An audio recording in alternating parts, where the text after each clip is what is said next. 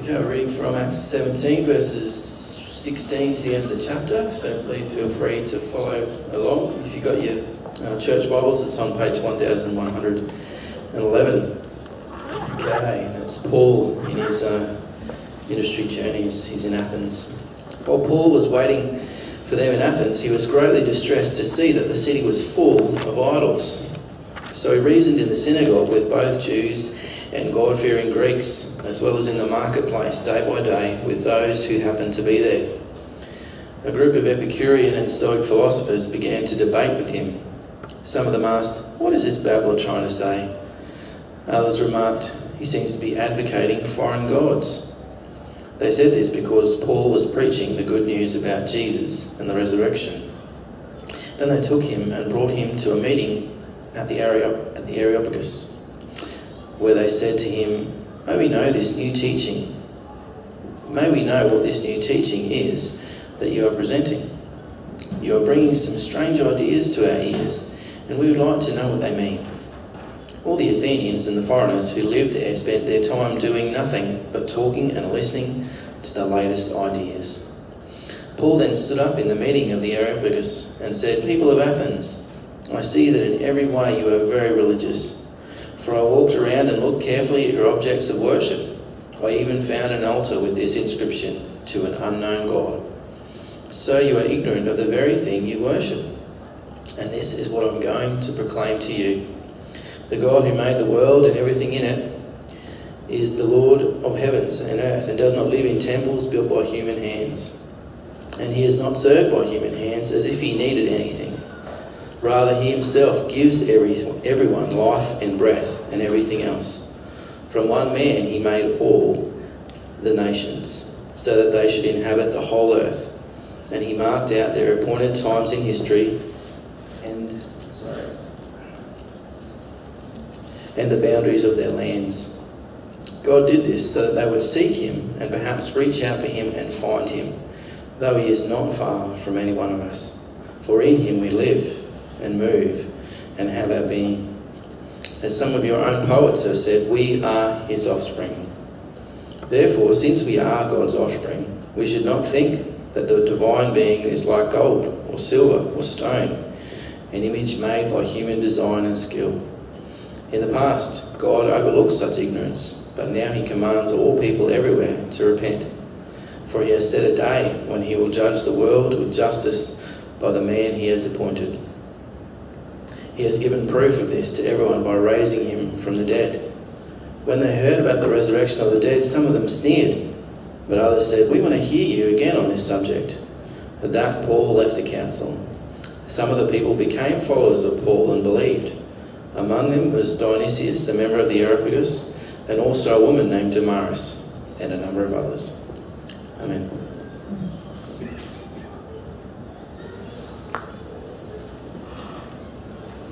G'day everyone. How do you know God exists? That's the question we're starting with today for our series.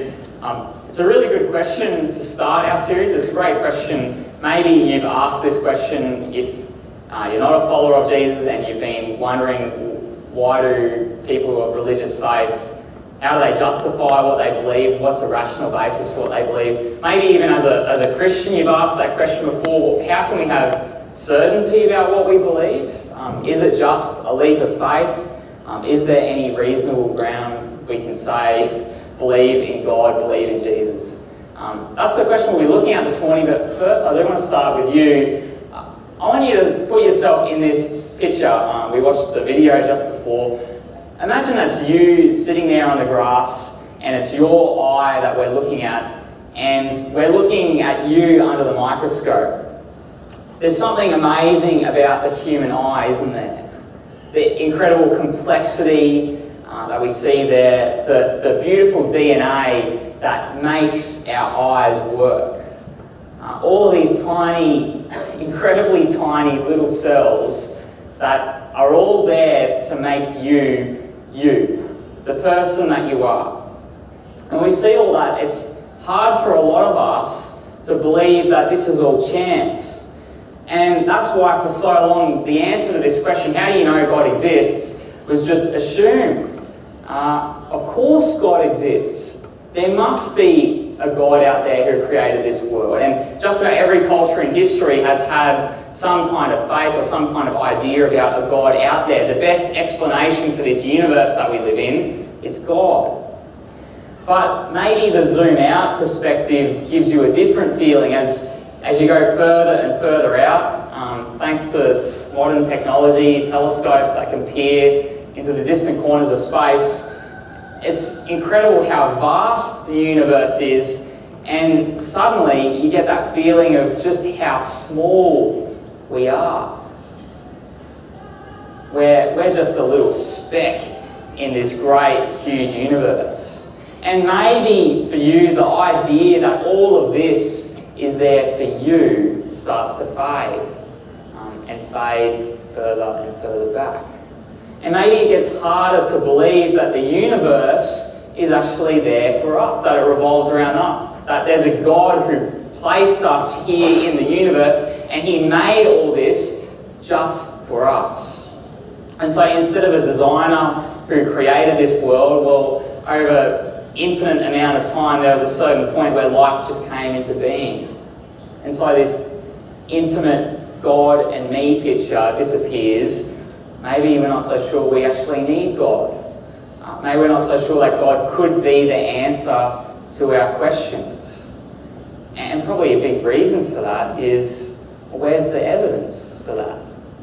How do you know God exists? We haven't found Him under a microscope. We haven't seen Him in a telescope. If God is there, how come we can't see Him?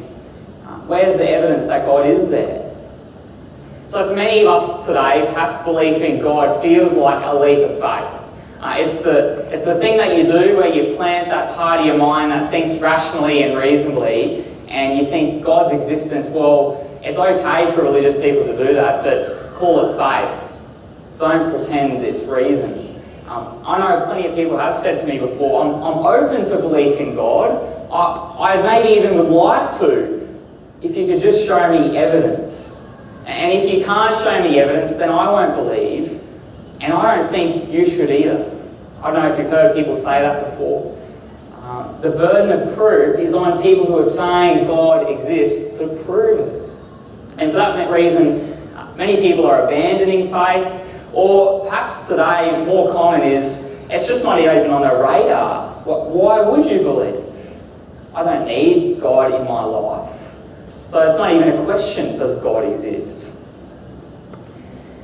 And yet the strange thing is, belief in God isn't going away in our world. This is census data from McCrindle Research in Australia. Even though belief in God is on the decline, there was still 68% of Australians who identified as spiritual. They believe something is out there. And 45% of Australians call themselves Christians. So there's two things that just aren't true in our world today. One of them is that religion is going to die out, it's going away. That's not true. And the other one is that religion is just going to triumph. That's not true either, because globally there are pockets of our world that are becoming more and more secular, but then there are other pockets of our world that are becoming more religious. Particularly eastern places in our world, Asia, countries like that, more and more religious. So I think the question that we need to ask is, how do people arrive at their beliefs? What's the process by which people come to believe or not believe? And how do we actually determine if belief is rational or not? And I think if we ask those questions, what we'll discover is that it's complicated. Sure, there are some people, when it comes to belief in God, there are lots of people who just want God to be there.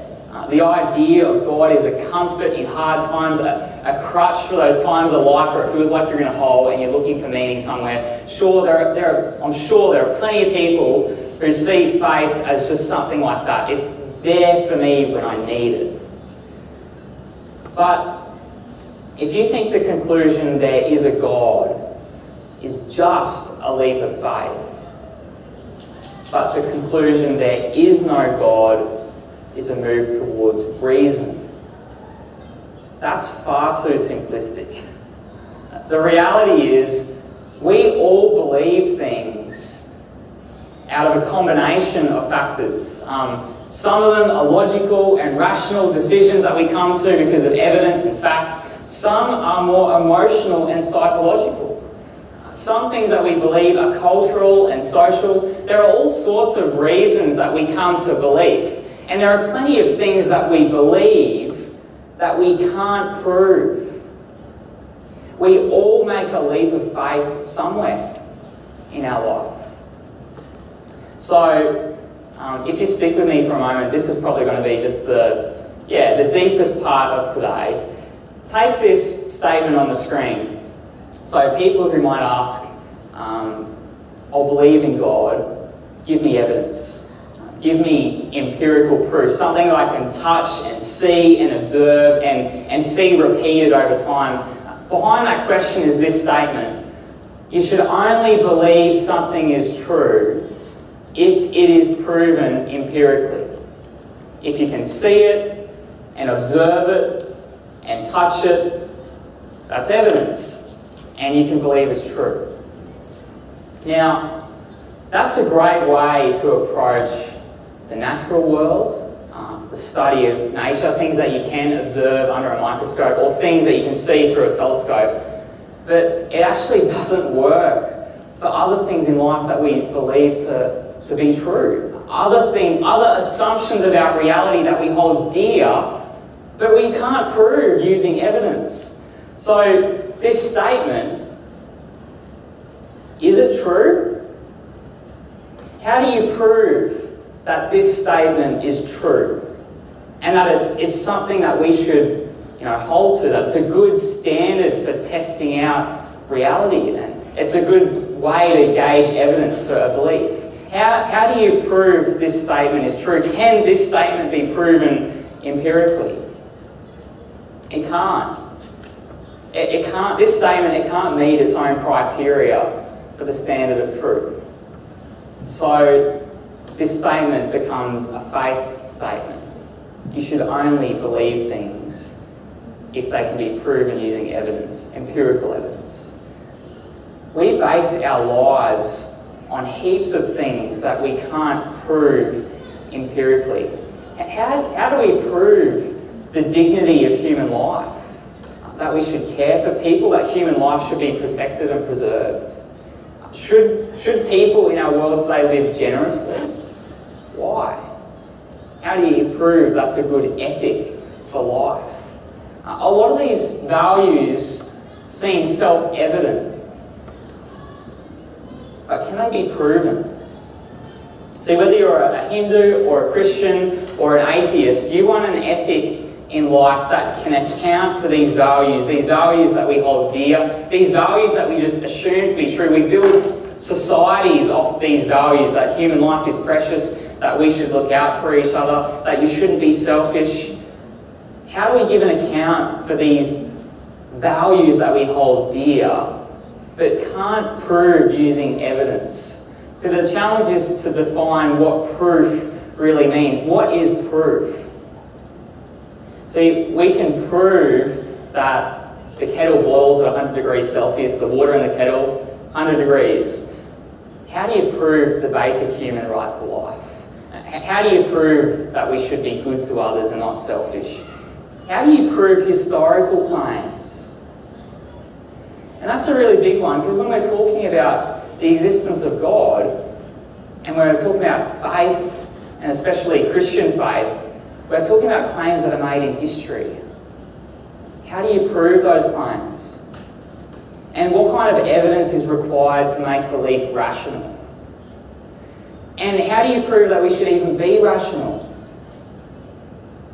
That it's not okay to live an inconsistent life. That we should actually desire to live life consistent and in a life of integrity, really.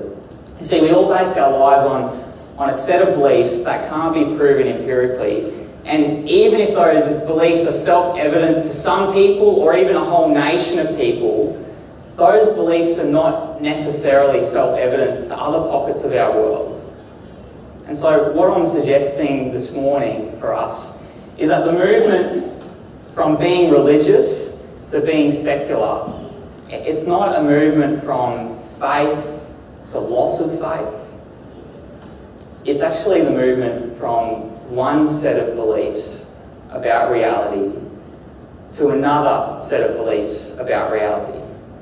And my question this morning is, what if belief in God is a better explanation for those beliefs that we hold dear and the values that we share? And what if belief in God is more than just an explanation, but a necessary foundation for these beliefs and values? What I'm asking is, what if the leap of faith to not believe in God is actually the bigger leap? That it takes more faith to doubt God's existence than it does to believe that He's there.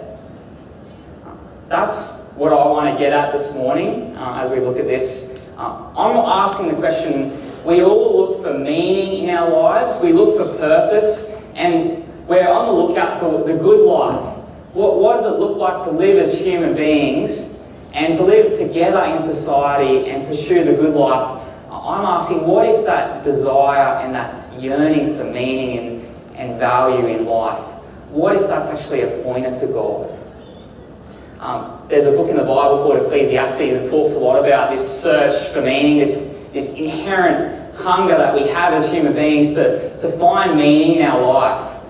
In Ecclesiastes, the author writes that God has set eternity in the human heart. We have this desire in life to be connected to something bigger, to find meaning. Why is that?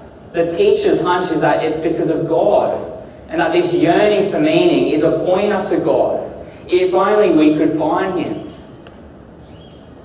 See, what if we're like these two fish swimming in this fish bowl? Now, one morning they're swimming along, this older fish comes along and says, "Morning, boys, how's the water going?"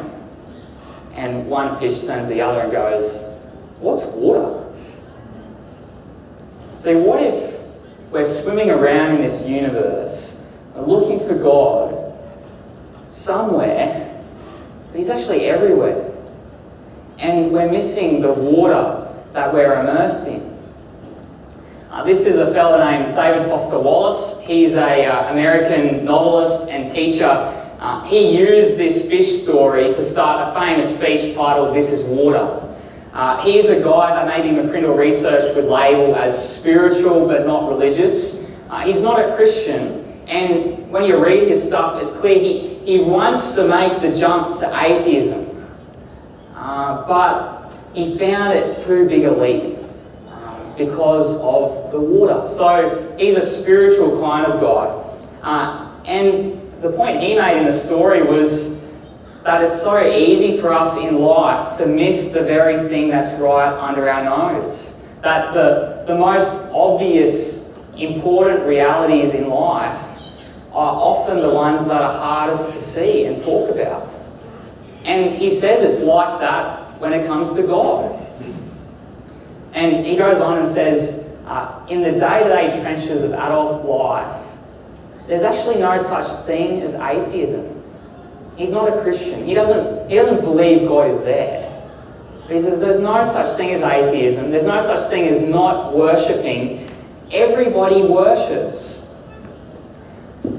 Now, you might be thinking that's a bit of a stretch of a claim to make. Maybe that's what you religious people do. That's not my life. I don't worship. Hearing the word worship might make you think of people swaying in a crowd, raising their hands, singing songs like what Christians often do.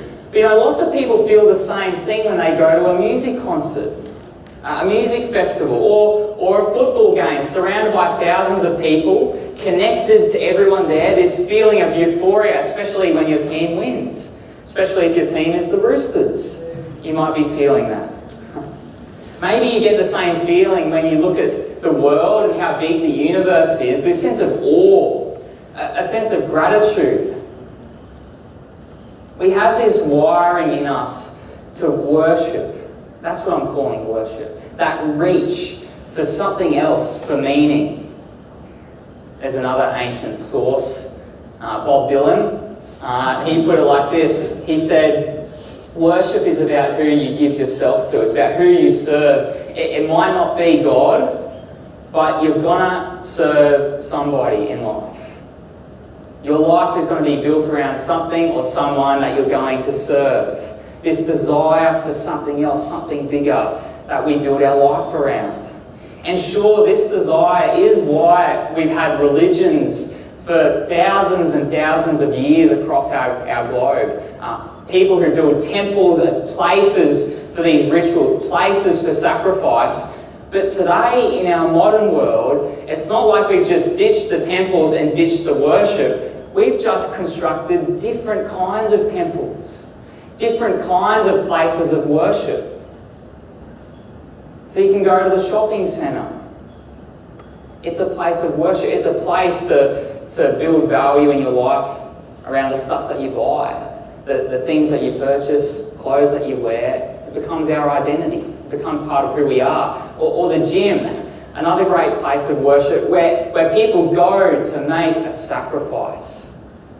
To sacrifice their time and effort, hard work, to get something out of it, the life that they want. That's what people did thousands of years ago, but to a God. So that God would give them what they want. Now we just do it for ourselves.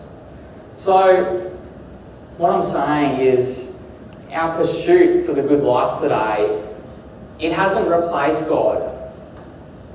It's just multiplied our gods.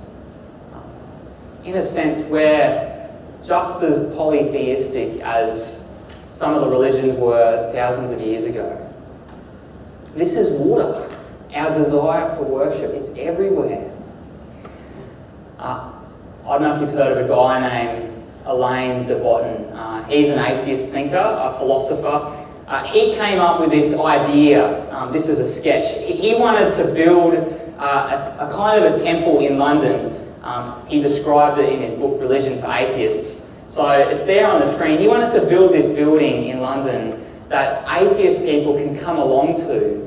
And he wanted to get atheists together as a community of people and come into this building, not to worship God or anything like that, but come together to appreciate just the incredible universe that we live in. And so the building is designed with this massive funnel up the middle with a hole up the top. So the idea is you come in, you meet together, and you gaze up and you look at the universe above. And as you look, the idea is you get confronted with that sense of smallness. This is my place in the universe.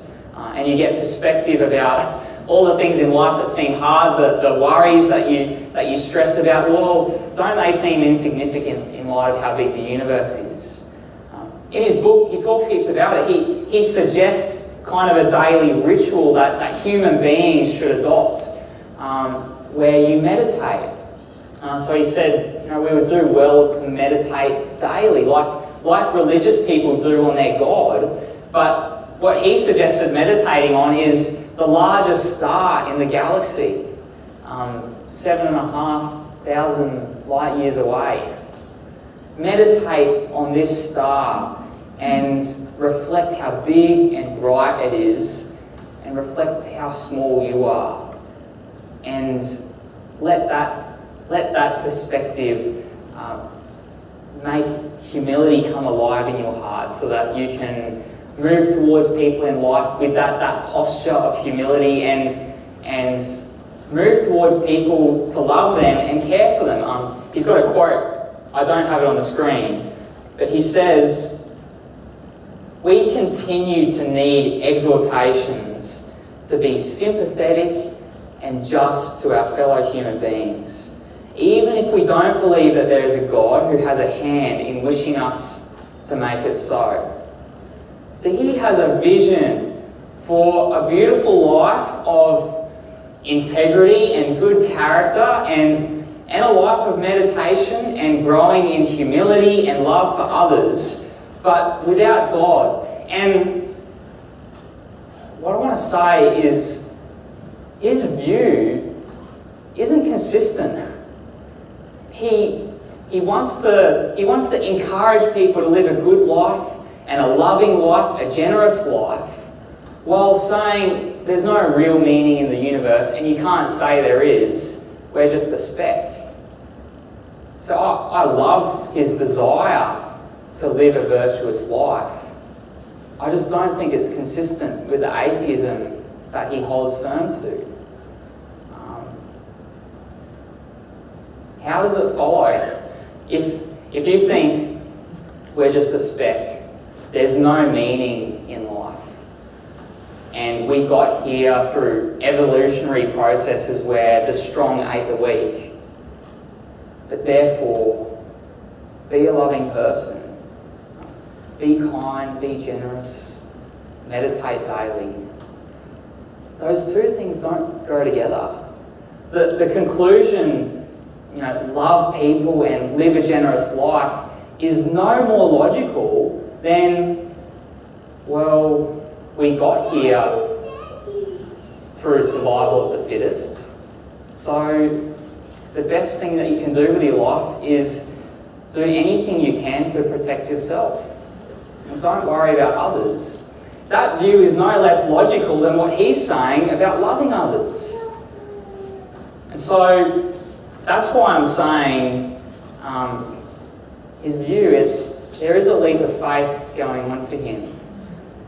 He wants to hold to the value of human life, human dignity, that we should care for others.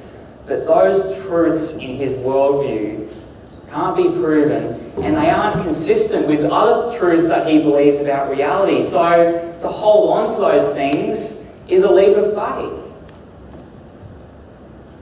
So we all worship somewhere.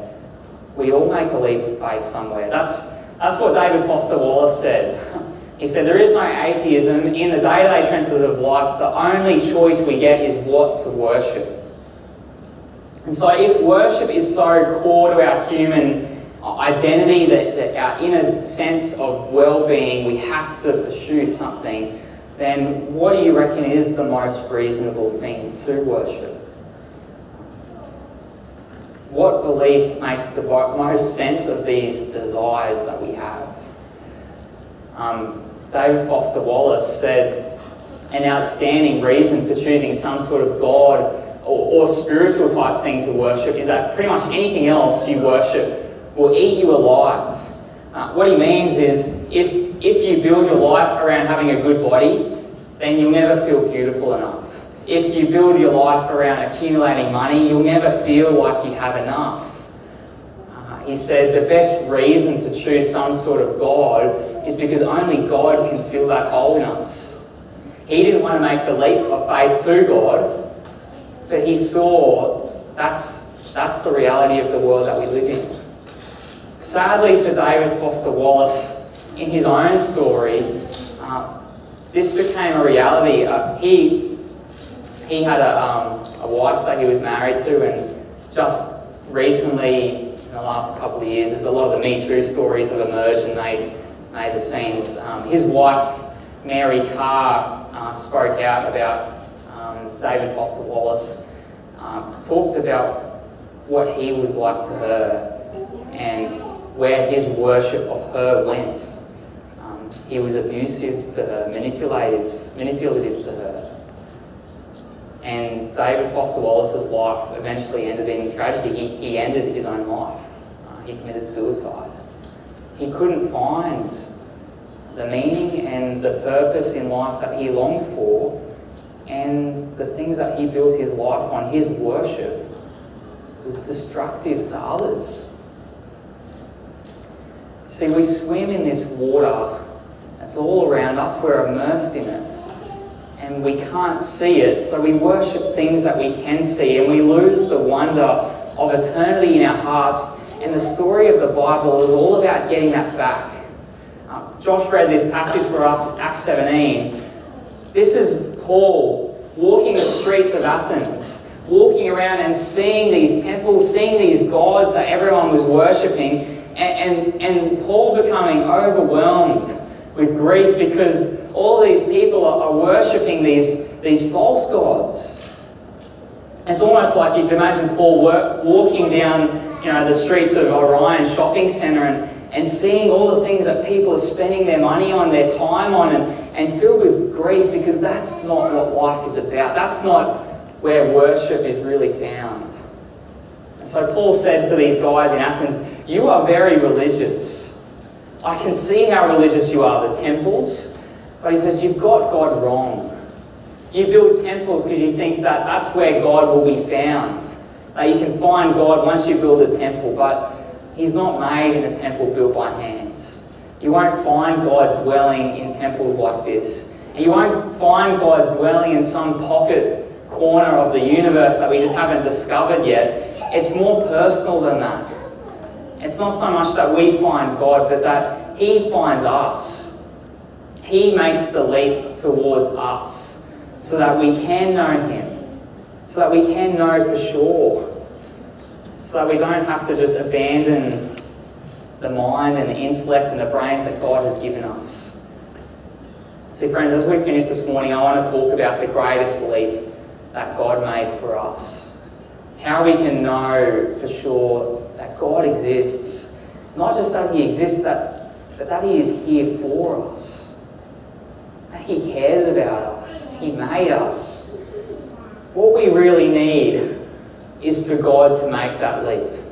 You know, if we're using this picture of the fish bowl and the fish in the water, what we need is for somehow the water to do something, to let us know that it's there, maybe make a little splash or a wave, just so the fish go, oh, there's water there. That's what we need, and that's what God has done for us. So Paul in Athens says, here's proof to these religious people for why they should believe, is because Jesus came and he died and he rose from the dead. Paul says he has given proof of this by raising Jesus from the dead. So how do we know God exists? Paul's answer to that question is Jesus. Look at his death, look at his resurrection, and that this happened in history. See that God entered the story. He didn't leave us groping around in the dark. He came for us. He reached out for us. He made the leap to us so that we can know. And if you look at Jesus and his life and his story, I think you'll see it's true. See, for us to know God, it takes revelation. God has to do something. I want you to imagine for a moment, I want you to imagine, picture the universe as the complete works of Shakespeare, all his stories, all his characters. Imagine God is to the universe what Shakespeare is to these characters in the story. Now, imagine, in Romeo and Juliet, imagine that famous scene where Romeo and Juliet are on the balcony together, they're about to kiss, and then all of a sudden there's this voice that steps in and goes, oh, I love this scene. Sorry guys, let me introduce myself. My name's William. My friends call me Billy. I'm the one who wrote this story. I am your creator. Imagine if that happened. See, without William Shakespeare stepping into the story, the characters would never know that he exists. There's no way they could know he exists. In fact, within the story, these characters don't need an author to make sense of their reality any more than perhaps a scientist today feels like they don't need God to make sense of the world that they see around them. And yet, from our perspective, where we sit, their lives only make sense because there's an author, because there's a storyteller. And friends, in the real story of our lives, for us to know there's an author there, he'd have to write himself into the story. And that's what we think happened with Jesus. In Jesus, God wrote himself into this story. And we killed him. That's what Peter says in the book of Acts. He's preaching to a large crowd of people. He says, you guys killed the author of life. because you wanted to take life into your own hands. You wanted to be the author of your own life. You wanted to choose what you worship, and you wanted to push God out. See how God, He entered the story in Jesus. And if you want to know God is there, look at Him. Look at His life. We've got a bunch of copies of Luke's Gospel. If you haven't read it before, we'd encourage you to read it. Pick it up and see the story of Jesus for yourself and ask questions of the story. Because when you look at Jesus, you discover that there really is a great purpose for your life. A purpose that makes sense of these longings that we have for meaning, for significance.